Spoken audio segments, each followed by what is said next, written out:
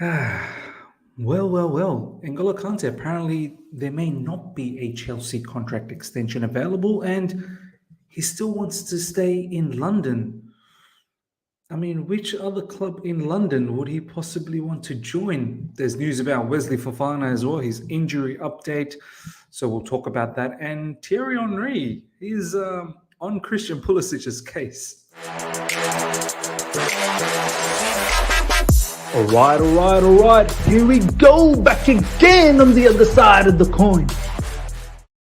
All right, welcome back to the other side of the coin, ladies and gentlemen. Let's jump straight into the news without doing any dilly-dallying.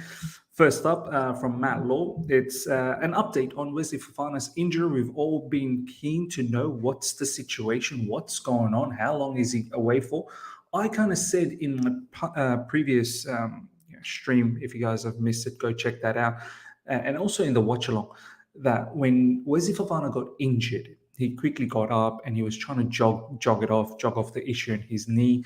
He was sort of jumping on the spot as well. Surely enough, eventually he sort of fell down and he sort of put his hand up that he wants to be substituted. But it made me feel that it's probably not as bad as we first thought. Some people were saying ACL. Thank God that's not the case.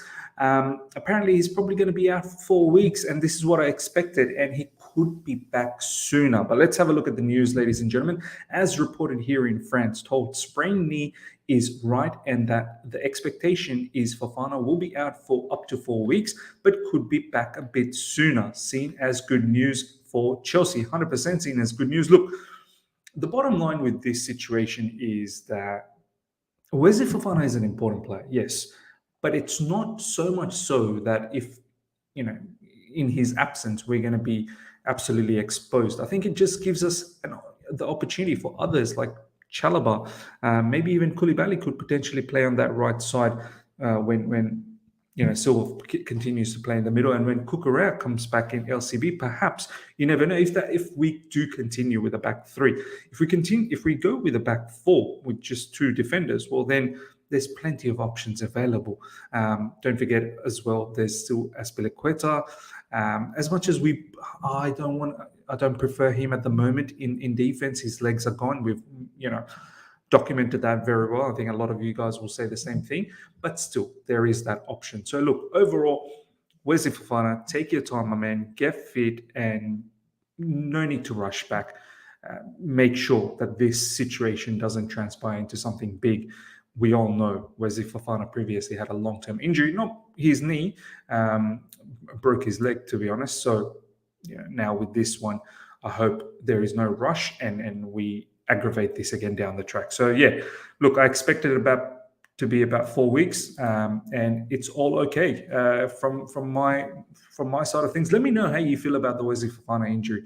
Would it really impact us? Are we sort of disadvantaged from it in the back, or there should be enough cover? And also someone like Chalobah should really think about stepping up right now. Now, this is the news. This is the big news that's gone around, ladies and gentlemen. Let's go through this before we give the opinion. Chelsea have absolutely no intention of extending French international box-to-box midfielder N'Golo Kanté's contract, which expires in June. Kante wants to remain in London and has therefore been proposed to both Arsenal and Tottenham. Honestly, I can't imagine how he plays for Arsenal or Tottenham. Let's continue on just to check out more news about this from different publications. Breaking: Chelsea don't want to extend N'Golo Kanté's contract, which expires next June, and are set for a separation. The French midfielder wants to stay in London where he feels good. Interesting. Ben Jacobs have come out categorically and said Arsenal is not currently an option for N'Golo Kanté. Contrary to some reports, he wasn't considered over the summer and isn't on Arsenal's radar now. So look, how do I feel about this situation, ladies and gentlemen? We've seen life without N'Golo Kanté. It's not like, we don't know what it is not having him. He's been unavailable for quite a long time. Last season, the season before that as well, he's been injury plagued for a very, very long time. And there's been instances where we've not performed well, but there's also been instances where we've done well. We've apparently not that long ago, because now the conversation is we're not giving him any contract at all. We're thinking about letting him go on a free, which is mad. We've already let go of Rudiger and Christensen on a free, and now N'Golo Kante, who's got good market value had he had enough time in his contract. But it is what it is. We've found ourselves in this mess once more time. No fault to the new owners. I do blame the previous owners for not really looking into this deeper. I think the new owners will not allow these sort of situations to happen for current players that are there under their regime. Obviously, N'Golo Kanté, this situation can't be controllable by the new owners. But the new owners apparently gave him 2-year contract plus 1-year extension, which wasn't good enough.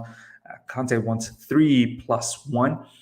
And there's rumors, like he really wants a 4-year contract. And rightly so. Look, at the end of the day, N'Golo Kante's got to do what's right for him. This is possibly his last big contract before winding up, his career, unless he goes elsewhere to MLS or in Middle East or in Asia, whatever the case is.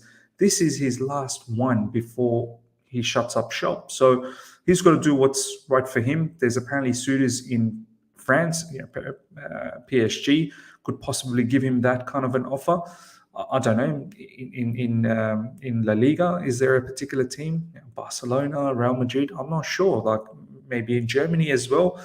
But he wants to stay in London because he's well settled there. I just can't see how. It'll be so strange to see him play for Tottenham, do you know what I mean? Or even Arsenal. My man, don't do that. You've got a Chelsea legacy. Don't break that, man. Look, my final thoughts on this is we'll move on. We'll move on. I think Chelsea Football Club has always moved on whenever we've let go of a particular player. Some may say, Eden Hazard hasn't been replaced. Maybe he hasn't, but we've moved on. Do you know what I mean? Like since then, we've won a Champions League. So, and maybe this is time to look to the future. Players like Chukwuemeka, players like Cesar Cassetti, in the academy down the track. I'm talking about also the way Ruben Loftus-Cheek has performed yesterday. Is there a chance over there for him to possibly continue with that particular growth? And we are linked with many midfielders in the summer anyway. Do you know what I mean? Like we're looking to bring in midfielders. Jude Bellingham, there's serious conversations about him. Whether we get him or not, I don't know. And there's others as well. So look, maybe it's time. Maybe it's time to part ways. I'm more than happy for N'Golo Kanté to stay, but it's got to be for the right terms as well. Like if Todd Bowley and the owners, and also Graham Potter, they deem that we've got to consider his injuries and we can't just be dishing out this long-term contract, then it is what it is. And if N'Golo Kanté, I was going to say N'Golo contract, if N'Golo Kanté only wants to stay if he gets a long-term deal, then, we're going to have a bit of a problem. So look, watch this space. If nothing happens by the end of January, I think by then they could possibly sign a pre-contract with another team, knowing that there's only 6 months left. Then I'll probably be scared about this situation. To be honest, I'm not really scared. I would love him to stay at Chelsea Football Club, but at the same time, I'm thinking about the future as well. Okay, now let's have a look at some of these quotes. Initially, I thought this quote was fake, but then I found the source, and then it seems like it's legit. This is what Rafael Leao had to say about Reece James, ladies and gentlemen. Reece James is a good player. He was all over me and everywhere at the same time. He timed his runs very well. He scored a goal too, and that's something you don't get from every defender. How often have we seen opposition players come out and praise Reece James, man? Honestly, it's mad. This guy, Reece James, has to be the best in the world, if not like be top 3 right backs 100% at the moment in world football, world class undoubtedly. So this is the source, ladies and gentlemen, latest football news and updates. I wanted to see where the article was coming from. So if you guys are still sort of weary, is this really legit? It is. Look, it's coming from this Somtos Sport. I don't know, are there Italian publication? Let me know. Are these quotes real, legit? Looks like it is legit. People are actually saying this is what he said, which is fantastic. From Leao's point of view, look, there was moments yesterday where he looked unbelievable, and I would still love to see him at Chelsea Football Club. But yeah, let me know your thoughts on that particular quote from Rafael Leao in regards to Reece James. Now, Thierry Henry on Christian Pulisic. Thierry Henry has been dropping some truth bombs on Christian Pulisic, ladies and gentlemen. Check this out. Recently, I remember Thierry Henry saying that, Christian Pulisic needs to free himself. There was a hashtag free Pulisic, and Thierry Henry said, Christian Pulisic needs to free himself. Forget about, freeing him. He needs to free himself. But this is the latest that Thierry Henry had to say about Christian Pulisic. At one point, you're going to have to bring something on the table. How many managers are not going to trust you? It's going to have to be you at one point. So find a way. I mean, look, there's quite a few people yesterday in social media, especially from the American fan base, are not happy that Christian Pulisic didn't even get a look in. I in my preview, actually started Christian Pulisic. So I was a little bit surprised that he didn't start, and also even more surprised that he didn't even get any minutes from the bench. But at the end of the day, we got the 3 points, and Graham Potter was bang on with his tactics and his strategy and his line-out and the plan that he had for AC Milan. So we need to stay patient. We need to stay calm. Let him do his work. And this is what I've always said. We can't be just looking out for players. We've got to look out for Chelsea Football Club. But this commentary from Thierry Henry, it's bang on. What's going on? Like, why? Here's another manager. And once again, you're not at the forefront. And I know it's early days and things can change down the track. We've got a lot of games coming up. But what is it that even this manager doesn't find you to start immediately? Do you know what I mean? Like, Frank Lampard had the same issue.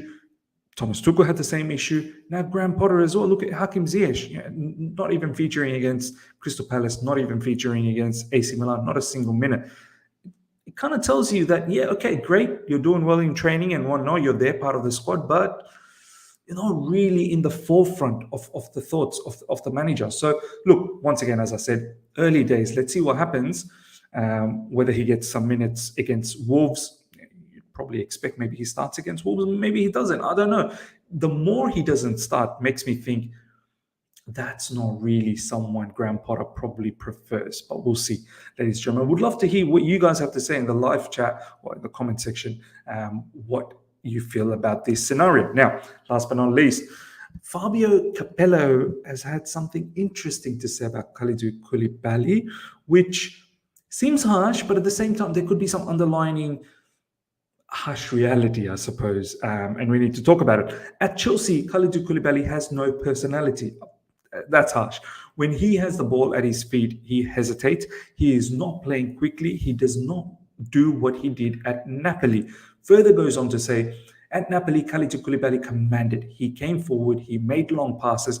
Now he has the ball between his feet. He does not know who to pass it to, and he always passes to someone only a few meters away. Finally goes to say, actually, Kalidou Koulibaly is surprising me. I thought he had a great personality, and for Chelsea, he would be a really important and explode straight away. And yet, at this moment, this is not him. I mean, look, we have to give Kalidou Koulibaly a bit of time to adapt. I know he's an experienced defender. I know he's, well-renowned in world football, but let's not disrespect the transition from Serie A to the Premier League and, all the ups and downs that has happened at Chelsea Football Club, manager leaving, new manager coming in. Let's give him a bit of time. Yes, he does look a bit shaky. I'm not going to lie. Even against AC Milan, the first few minutes, he looked shaky. But eventually enough, he grew into the match and he slotted in. But there is a point, though, like from Fabio Capello in regards to playing the ball. Like, there's a reason why Graham Potter has been playing Thiago Silva quite a lot, because Thiago Silva from that CCB position, of course, we praise his defending and it's unbelievable. It's exemplary, but we need to focus on his ball playing ability. His ball playing ability from defense is extremely crucial. The amount of times he's the one who's playmaking from deep, finding those switches, the long passes, sometimes passes through the middle. We need to focus in the game what he does, man. There's a lot that Thiago Silva does with the ball that is very important. And when you take Thiago Silva off, and eventually enough, you're gonna have to give him a bit of break, because he's 38, man. Like, you need to give him some rest. He can't just keep on playing back to back. You're gonna injure him. Someone else has to slot in that position and similarly have a good ball playing display. And if it's not them, then someone else will have to pick up the pieces. But it's very important for the center back to be able to play from defense and confidently play out from defense, and not just look for safe passes, look for the key passes up front, switches of play, and really keep the ball moving. So look, interesting commentary from Fabio Capello, but I'm willing to give Kalidou Koulibaly a bit more time to adapt. I still think he's a sensational defender. He's the defender that I wanted as well, and we got him. Look, we just need to be a bit patient. Ladies and gentlemen, let me know how you felt about everything we talked about in regards to Wesley Fofana's injury, N'Golo Kanté, Reece James, the comments from Rafael Leao, Christian Pulisic, and Kalidou Koulibaly. Hope you guys have enjoyed this. Smash the like button if you're here for the first time, subscribe, and thank you to each and every one of you guys for 17,000 subscribers. Much appreciated with the support that you guys always show this channel and me. Love you guys, man. Until next time, see ya.